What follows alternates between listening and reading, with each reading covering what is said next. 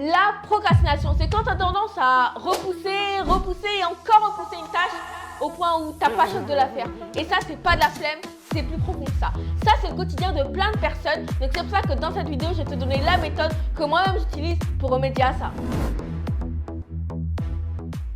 Alors, c'est quoi la procrastination? C'est la tendance à remettre au lendemain, à ajourner et à temporiser. Et ça peut provenir de plusieurs facteurs.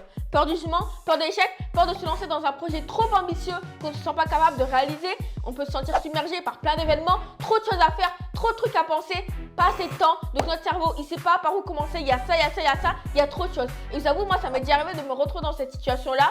Sauf que ce qu'on ne voit pas sur le moment, c'est que pour certaines personnes, ça peut leur provoquer du stress, de l'anxiété, comparaison constante et à long terme, ils peuvent rentrer dans un cercle vicieux dans lequel ils ne se sentent pas capables de faire quoi que ce soit.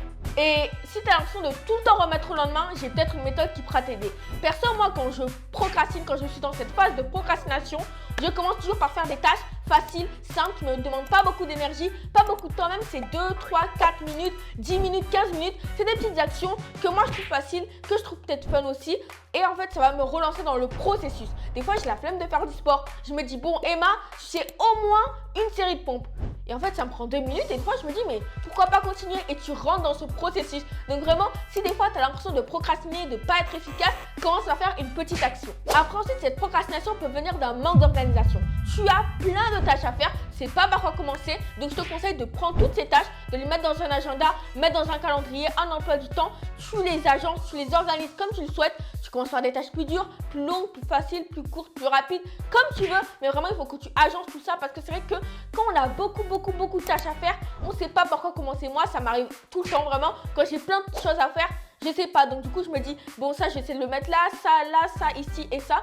Et d'ailleurs aussi, petit conseil bonus, quand tu as beaucoup de tâches à faire, je te conseille de ne pas choisir une grosse tâche parce que des fois, quand tu as une seule grosse tâche dans ta journée, même si elle t'a pris 8 heures à faire, tu as l'impression de ne pas avoir avancé alors que si. Et pour finir, parfois, il va falloir se bouger. T'as pas envie, c'est pas grave, fais 2 minutes, 3 minutes, 5 minutes.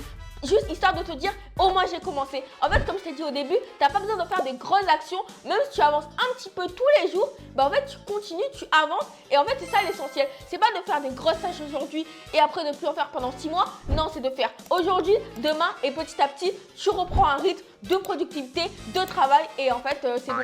La procrastination, c'est derrière toi. Bon, en vrai, non, la procrastination, elle est jamais derrière nous parce que ça peut nous arriver des fois des petites rechutes. C'est totalement normal, c'est totalement humain. Mais ça, c'est des méthodes que j'utilise pour moins procrastiner. C'est la fin de cette vidéo, j'espère qu'elle t'aura plu, qu'elle t'aura aidé. Là, c'est le début d'année, donc on est motivé, nouveaux objectifs, nouvelles résolutions.